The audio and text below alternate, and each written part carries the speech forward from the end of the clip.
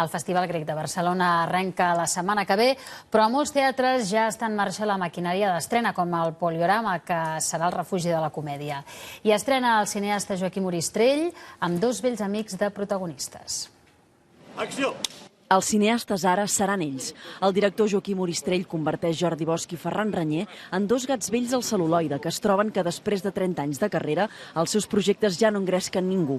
Tots fem comèdia és una mirada sorneguera i sobretot un divertimento sorgit entre amics. Estàvem fent majoria absoluta i el Ferran i jo dèiem el Joaquim ha de fer teatre, té que escriure teatre. Nosaltres l'anàvem com provocant i ell també és fàcil de provocar.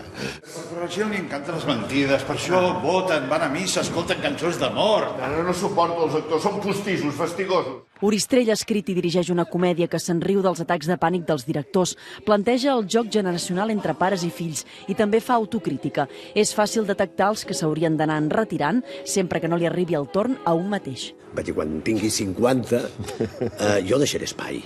Dedicaré a una altra cosa, faré articles, a veure que em deixin unes classes. Estic a punt de fer-ne 60. I no hi ha manera, jo que estic aferrat amb una butaca del Teatre Poliorama traient el nas. Tots fem comèdia, ningú s'ensenya tal com ells. Al Teatre Poliorama absolutament tots faran comèdia. També l'obra que es programa a la segona sessió, La banqueta, dirigida per Paco Mir i amb el mateix objectiu d'arrencar algunes rialles a un festival grec que serà eminentment tràgic i reflexiu. Gemma Ruiz, TV3, Barcelona.